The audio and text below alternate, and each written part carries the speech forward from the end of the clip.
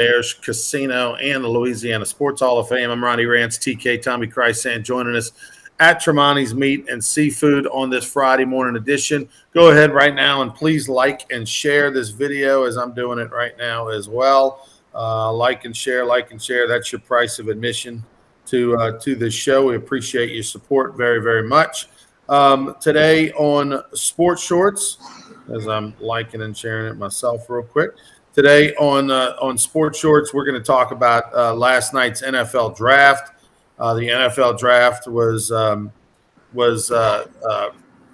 big, obviously, for the University of Georgia for the first time ever. 5 defensive players from the same college all drafted in the first round.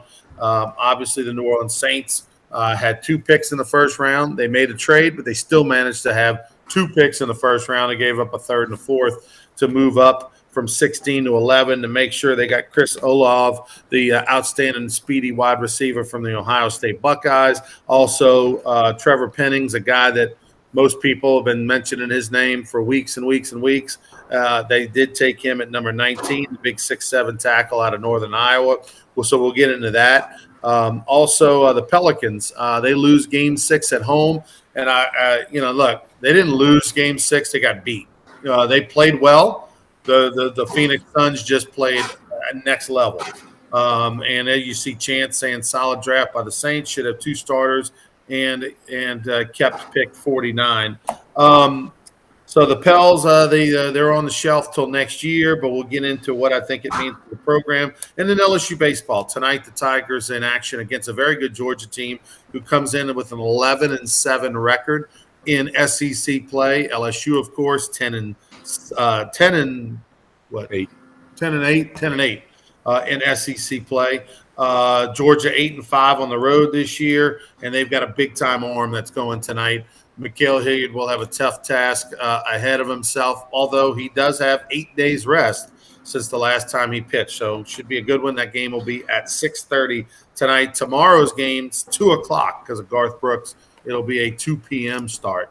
They're not going to play it at night. Of course, they wouldn't do that with the sold-out Garth Brooks tomorrow night. All right, Tommy, let's. I want to go Pelicans first before we get to the draft. This was an epic year for the Pelicans. It was another fantastic atmosphere. This is one that got away from them. They had a 10-point lead at halftime. They had a 1-point lead with 2 minutes to go in the game. They end up losing the ball game, but it was a situation where, could they have shot the ball better? Absolutely. They shot 50%, from the field. Ingram was below 500. 50%. McCollum was below 50%. So if those 2 guys shoot the ball a little bit better, and McCollum doesn't pick up his 5th foul so early in the third quarter, things might have been different. But at the end of the day, this was Chris Paul going back to New Orleans and literally playing the best game of his career, going 14 for 14 from the field. There's been Will Chamberlain's the only player to do better than that, going 15 for 15, 16.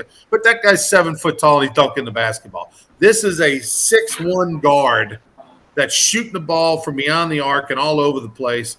And he went 14 for 14. He was perfect from the field, perfect from 3, perfect from the foul line. They just got beat by a better player. At this point, you just got to tip your cap. I agree. And look, I'm sure the Pelicans are disappointed today. A lot of them guys ran things through their head last night. Oh, I should have done this. We should have hit that shot. But let's keep in mind, that's the number 1 seed in the Western Conference, the Phoenix team that won over 60 games this year. Okay, that's a very good basketball team. They got a little boost getting Devin Booker back, and he was quite nimble for a hamstring thing. But I'm sure they juiced him up, shot him up, whatever. So you're right. The Pelicans lost to a better team, but they gave Phoenix all Phoenix wanted. Phoenix is glad to get on that plane and fly home, not have to play a Game 7, albeit it would have been in Phoenix. But as you talked about yesterday, this team is trending in the right direction. There's reason to be excited during the offseason. The NBA draft will be this summer. I guess we got to find out if Zion's ever going to play again. There's a lot of good things that could happen for this team. Willie Green has established himself as a top-notch coach. No question about that. So I think, if you're a Pelicans fan, the future's bright. Put your sunglasses on. The future is bright. A couple of things you said, and Chance brings it up. Great season by the Pels. They're going to get Zion back, and boy, he's a presence in that lane defensively. Even though he's not a great defensive player, the fact that he's going to chase shots, he's going to get rebounds, he's a big body that's in front of you. That right there is missing, and they could have really used him, last night, and from a situation of Chris Paul penetrating. Maybe he doesn't get, when McCollum's out, you could have had a Zion in there that got in the way. And we know his body's bigger than it's been before, so he'd have been a space eater at least. So have his presence next year, just from a spacing on the floor, attention he'll receive. If all he does is get the trash points, the putbacks, and the inside stuff, which we know he's going to do more than that, but still, like, if he's in the right headspace and this team likes him and they embrace him, this is next level stuff. Not to mention they're going to get a lottery pick, a top 8 pick. That should be a player that can come in and make a difference right away. So hopefully the crowd and the city appreciated the effort, and I think they did. They had a great brand of basketball. Last night's game was thrilling to the very end. They just got beat by a team that might win the whole thing. And so hopefully that all carries over, and the tickets are sold out, and the Blender's rocking from game one, and doesn't have to wait until the end of the season when they get on a run. Yeah, I agree 100%. It should be a fun off season because everybody has reason to be optimistic. You're going to have some higher expectations going into the season than next year than you did this past year. So I think the Pelicans are rolling in the right direction. It'll be fun to follow them in the off season. By the way, I love the fact that Willie Green cried after the game. The fact that he's willing to show that emotion, hugging his old teammate and but good friend, Chris Paul and that Phoenix organization, which gave him his chance. And of course, he was with them last year, and when they lost in the finals, and obviously he's got a special relationship with the Suns. But the fact that it means so much, and you see it, in a day and age where athletes and coaches get paid millions of dollars, and there's sometimes a disconnect on whether or not they really care because, look, it's a job. To see that it means so much to Willie Green, as a fan, you got to appreciate that, and it makes you get behind him in this program even more. Well, he's genuine, okay? He's real. And I like the emotion. It's a respect. He has got respect for Chris Paul. He's got respect for Monty Williams. He's got respect for the Phoenix organization. We're learning who and what Willie Green's all about, and I think that is a positive thing for the Pelicans franchise and for the fans of the Pelicans. I think you got to know you got a guy that, we never know, but he could be the coach here the next 5-6 years, and they could make some serious runs in the Western Conference. And, hey, who the heck knows? I can remember when people said there's no way the Saints would ever win a Super Bowl. Well, maybe one day the Pelicans can win, an NBA title if get Zion and Willie Green keeps getting better and add another piece in that lottery pick.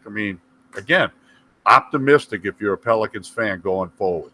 Before we move on to the draft, I'll tell you about the Baton Rouge Rougarou that's scrolling across your screen there. The Baton Rouge Rougarou is a wood bat summer college baseball league that plays in June and July. Think Cape Cod, but just think hotter down in Texas with some teams in Texas and, of course, the Acadiana King Cutters over in Lafayette. We'd love for you to help support the college players and basically minor league baseball, but with college players here in Baton Rouge. First home game isn't until after the NCAA regionals, so the first home game will be June 7th, and we're loaded with games in July. It's at a beautiful facility, Pete Goldsby Field, where Baton Rouge Community College plays right by the state capitol. Roof over the head, alcohol for the grown-ups, inflatable kid zone for the kids, party deck sponsored by LeBear's and Mockler Beverage. So all kind of great stuff. Go to brrougarou.com. There's the address on the screen, brrougarou.com, and get your family 4-pack of season tickets, 4 people, every game, only $1, only $1 per ticket with that plan. Ronnie, I mentioned last week I went into to get some gear, and I bought myself a Rougarou T-shirt. Filled it all out easy, paid for it. Got the email this morning that had been shipped, they're going to keep you posted. Really good deal. So tell people how they can go get some Rougarou gear as well. Yeah, follow us on social media. Our website is like Any day now, it's going to be finished. I know. They're making I know that's some- frustrating you, but it'll be there. We'll blow it up when it gets there. Yeah, I mean, you can go to our website and it's got some information, but the full finished website is, hope probably at this point, realistically, the beginning of next week. But when you're dealing with changes and fixes in India, sometimes it can be a little maddening. But we're getting close to it. But the bottom line is that go to follow us on any of the social media platforms. Facebook, Instagram, Twitter, and it'll have the link in there on how to buy your merchandise right now. And then, of course, you'll be able to buy it online as soon as our website goes live. All right, let's talk a little bit about the draft. Last night, the 5 defensive players go the first 5 picks. That's never been done before. This was a defense and offense and defensive line draft. The big people. Wasn't a sexy draft. Only one quarterback pick at 20th to the Steelers. But let's talk Saints right off the bat. How do you think the Saints did with Chris Olave and Trevor Pennings, the receiver and offensive lineman? Well, the Saints went down to their farm club, the Ohio State Buckeyes, and got a wide receiver who, if Michael Thomas is healthy and good to go this year, Olave is going to be an excellent complement to Thomas to put pressure on the defense because he can line up outside. He can line up in the slot. Not the biggest guy in the world, but he's very productive at Ohio State. And, very fast. Might be in the return game. I don't know.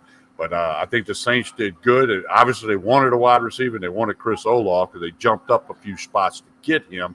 So that was a big pick. And I'm sure Jameis Winston's happy. And Michael Thomas, hopefully, he gets back out there and he's healthy. And it could be a big thing for the offense. He's a starter coming in, like Chance said earlier. There were, as of September 8th of 2021, there were 7 former Buckeyes on the Saints roster in one way, shape, or form. Now, that's been tweaked and changed. That was a year ago, and they added Olave. But, I don't know what the numbers. I have to look at the roster. But 5, 6, 7. It's crazy how many Ohio State players. Obviously, if you're going to have players from a certain school, you want it to be LSU, Bama, Ohio State, Oklahoma, something like that, right? And it's worked out. And the other thing about Olave, he was a track guy. He ran a sub 4.4, at the combine. They need that type of receiver. They've got too many possession kind of guys. They need somebody that puts a little fear in the defense and that safety plays a couple steps back, there's that concern. You can clear him out. Maybe he gets some extra attention and it leaves underneath open. But he also has the ability, it looks like, based on film, to play in the slot too. He's not afraid to do that piece. In the past with a Devery Henderson or something like that, it was just go. Well, he's got that ability to do both, and that's pretty good. Byron Painter up in Alexander saying not off in the first round draft is faster than an LSU baseball game. Let me tell you something, Byron. Many things are faster than an LSU baseball game. Me running the mile is faster. Yeah, right. I can even do 2. I might get double that up. You're right. But anyway, I thought the Saints did well. They didn't overthink it, and that's kind of what I was hoping for, is that they wouldn't reinvent the wheel. They didn't get caught up in the fact that all the quarterbacks were there. They could have had the pick of whatever they wanted at 11 or 19, and they decided, you know what? We're fine with what the QBs we have. We don't believe enough in these guys to change that. And they're playing for the now. Everything the Saints have done and under Mickey Loomis pretty much since he's been there has been for the now more than the future. And they feel like they've got the pieces to be a playoff team and make a run right now. And they didn't want to mortgage the future by playing a quarterback or even sitting a quarterback maybe for a year behind Jameis Winston. Well, they filled the wide receiver need and the offensive line need. I suspected they'd take an offensive line. And, there's Trevor Penning, Northern Iowa, big guy like Ramczyk, a mauler. He's been described 6'7", 350, whatever he is, mean and nasty guy. He right now he's penciled in as a starter at left tackle because Teron Armstead went to the Dolphins. So you got to believe that he's going to come in and play right away, and that's got to make Winston happy. And again, you got to be able to protect Winston so he can get it to Olave, Michael Thomas, and Taysom Hill from the tight end position and all that good stuff. So what's interesting about Pennings is big 6'7", 350, as we mentioned. There's some comparisons to Ramczyk. They said on the draft they thought he was more of a right tackle. Clearly, though, the Saints are going to have to probably play him at left tackle with the Armstead departure. And they said, look, you got to be patient. It's gonna take some time. He's coming from a low level competition at Northern Iowa. He's going to have to learn and get coached up. The good news is that of any position in football, can you be from a lesser conference? If you've got the size and technique, you can play offensive line no matter what college you come from. Well, Teron Armstead came from Arkansas Pine Bluff. Okay, and everybody said the same thing. Like, oh, who did he play against? Who did he have to block? Well, let's hope that Penning fits right into that category. Let's hope he's as good as Teron Armstead, who was an anchor on the Saints line for many years. They say a couple of things. One, he had a lot of penalties in college, and that he played beyond the whistle at times. And that's where that nasty term comes in. You could call it cheap even, whatever. So that reminds me of Kyle Turley. If he's got that nasty mean streak, maybe get some unnecessary roughness penalties, 1 or 2 of those a year, that's a Kyle Turley. Well, Kyle Turley, for a short window, was a really good offensive lineman for about 5 years for the New Orleans Saints. And if you told me we drafted Kyle Turley, I would say, okay, I'll take it. Absolutely. Just don't throw the helmet. Right. All right, so the second round today, and then in the second and third round today, and then the rest goes during the week. What was your thought about Pickett going into Pittsburgh? That was the feel-good story of the draft. Yeah, it really was, and of course, now he's the Pittsburgh Panthers and the Steelers share a training facility. Okay, there's like a wall between the same practice fields, all that. So all he's got to do is park on the other side of the parking lot, and and he's going to be a Pittsburgh Steeler. They needed a quarterback. It didn't surprise some of the gurus that they went quarterback. And, Pickett, they got to talk about how his hands are kind of small. But that won't, if he can play, they'll forget about that. But only one quarterback, and, I think several quarterbacks will go today. All right. As far as whether the Saints go safety or running back, I don't know. I'll trust whatever they decide to do. Let's talk LSU baseball for a minute here, Tommy. They play tonight. They take on a very good Georgia team. Mikhail Hilliard, 8 days off. Coming off of that loss to UNO during the week where they really just didn't seem interested, didn't have some good at-bats. I, as a former player and have seen this story enough to know you can't read that into that. You can't say that's going to carry over to the weekend. So I'm flushing that. But the part I'm not flushing is there's some genuine concern for me about Trey Morgan's leg. That big brace under his left knee, the fact that he only DH'd during the week, which I'm okay with the DH. If you got a banged up knee, yeah, don't play first unless you have to, okay? And the have to would be the weekend.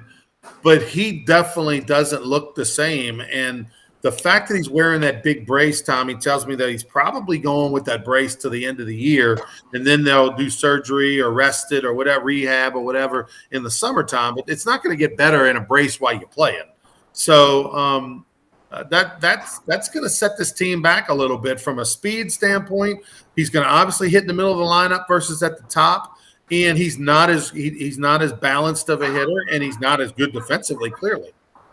Yeah, that's going to be something to follow. And I would suspect when the lineup is posted later today that he'll be the DH. He'll probably hit 4th, 5th, maybe even 6th. It's just tough to get better with something like that when you got 4 games a week, and you got to work out a little bit and practice and all.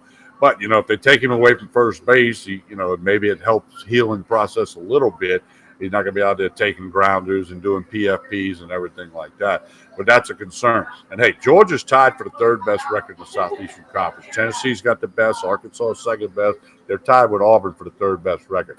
The guy they're throwing tonight, he's an early draft choice. He's big time. After that, there's some question marks. But there's a lot of question marks about LSU, too. So, hey, Friday night, I'm going to be at the box tonight, 6:30. I'm looking forward to checking it out. And you're right. Hey, Mikhail Hilliard's got to do what he's been doing. get out there, compete, spin that curveball, and keep his team in there with a chance to win the game. And the bat's got to show up against a very good Georgia pitcher. The Georgia pitching as a staff has an ERA over 5. Yeah, they're not good. As a staff, they're not good. So this is the situation. This reminds me of when back in the day when Coach Burtman was really big on getting into the pen, taking a lot of pitches, getting out of the game, getting into the pen because there was a big drop-off once you got past 3 or 4. And that's kind of how it is for this weekend. Georgia returns 29 lettermen last year from a team that won just 31 games. But Jonathan Cannon was a preseason All-American. And Jonathan Cannon is the young man that we're talking about in the pitching rotation. Let me give you his numbers real quick on the year. Cannon 7-1 with an ERA of 1.55. He's had 8 starts this year. He's worked 52 1/3 innings, Tommy. He's only given up 29 hits. He has struck out 52. That's 1 per inning. But you ready for this? He's walked 3 all year. 52 strikeouts, 3 walks in 52 1/3 innings. That's mind-boggling. I mean, how the hell does that happen? But hey, I'm looking forward to watching him pitch tonight. I can't wait to see it. So I mean, you and I can appreciate a guy that can pitch. And this guy obviously he pitches a little better than you and I, I'm guessing. But I'd be happy to throw a complete game and walk just 3 in the entire game. He's done that in the whole year. So clearly, well, there's times when I walk 3 in an inning, right? I mean, you can't. I mean, you could not. You couldn't have better stats if you played at Chalmette High. I mean, my God, that's 52 1/3 innings. He's only had 29 hits and 3 walks. Good luck tonight, Coach. You got to go to the plate with an approach, but you got to do the old Skip Burtman thing here. You got to make his pitch count get up so they get him out of there in the 4th or the 5th. By the way, Georgia, if he gets past the 6th inning, you're done. Georgia batting 289 as a team. 289 as a team. Their leading hitter is Connor Tate. He's batting 338 on the year with 13 doubles and 5 homers. Those 13 doubles leads the way. Just to put that into perspective, and as we mentioned, the team ERA is over 5 as a group. So thank God the rest of the guys aren't as good. But let me give you LSU stats up to the moment here. Let's see. The Tigers on the year, LSU baseball stats. Mikhail Hilliard's going to have to really, really, really have the game, another game of his life. He's already going back-to-back weeks without a walk. He's going to probably have to do it again. All right, here we go. Let's see. Pulling it up. I wanted to see what their team batting average is at the moment. LSU's like 5th in the league. Yeah, I don't know what this is here. Batting. And like Chance said, they're hitting 292 on the year, which is 3 points higher than what Georgia's batting. And then LSU's team ERA is 3.5. So they've got almost a 2-point advantage, 2-run advantage on the ERA over Georgia. So throw tonight out the window. Chances are they're going to be an underdog tonight. And unless Hilliard unless something happens crazy, LSU probably doesn't win tonight. But they have a real good opportunity to take the series. And at this point, that's all you're trying to do against Georgia at home against a preseason top 25 team. Well, and like Chance said, they got to play clean defense, not just tonight, but all weekend. I mean, you're not going to get many chances. But again, I'm looking forward to tonight's game. Going to be fun. Not going to happen that they're going to play clean defense. That's there's a lot of things you can wish for. That's not one of them. LSU is fielding as a team at up to the moment 960, and the main thing is their big 3. Third, short, and second are all fielding like right around between the 3, probably 900. So breaking news here. Oh, okay. Georgia pitcher not pitching on Saturday. He heard that. I don't. Be good. When I got the release from Bill, no pitches were announced. Kind of Well, been the trend then this they year. probably, because he's got such a big time draft prospect, they're going to make sure they give him the full rest. Don't want to do anything to mess with him, I guess, or something. Or maybe he's got tickets to Garth Brooks. Well, let's hope he does and he's distracted. All right, he's Tommy. I'm Ronnie. TK, tell us about Tremonti's. Well, here's the thing, Ronnie. Mother's Day is next weekend. Special time. Sure. Everybody's got to be on top of that. And if you need live crawfish or boiled crawfish, call the number on the screen, place your order, or any other kind of catering. Got a bunch of sandwich trays going out this morning. Whatever you want, they can whip it up for you, no matter how big the group or how small the group. Tremonti's Meat and Seafood, boiled crawfish, live crawfish. Make your Mother's Day plans. The sausage, the steaks, the wine, the whiskey. I mean, they got it all going on here at Tremonti's Meat and Seafood. So check it out. Mother's Day right around the corner. By the way, great line by Byron Painter, who said, I guess this is the only time anyone ever misses Hal Hughes. If you forgot already who Hal Hughes is, he played 3 seasons for LSU as a shortstop, batted usually around 200, but he could pick it. And then he transferred last year to Rice. And I think he might be this year with Rice. I forget. He hit $150 or 200 at Rice. It didn't get any better over there. By the way, 45 minutes ago, I think I'm trying to see the matchup here. I think they're going to I saw something online. Looks like he is going against Blake Money. Tomorrow. Let's see. Due to injuries, Georgia has used 6 different SEC starting rotations and 6 different pitchers. The LSU series will mark the first time in league play that the Bulldogs employ the same rotation 2 weeks in a row. Junior right-handed pitcher Nolan Crisp, who's 1-1 with a 3.7, has solidified the rotation, filling in for Jonathan Cannon and number 2 starter Liam Sullivan after they missed multiple SEC starts early this year. Obviously, those guys are back, but it looks like let's see. We'll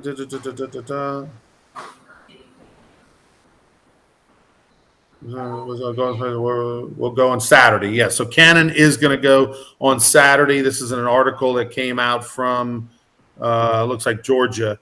And so, so look for Cannon tomorrow. So hopefully LSU can win today and Sunday. Tomorrow they may be Cannon and Garth distracted. He's Tommy. I'm Ronnie. We'll be back with more Sports Shorts Daily on Monday, but check us out tomorrow. Sports Shorts Radio, 10 to noon. We'll be live from the sportsbook on the floor at the L'Auberge Casino, where you can bet on college baseball. I will put a little wager tomorrow while I'm there.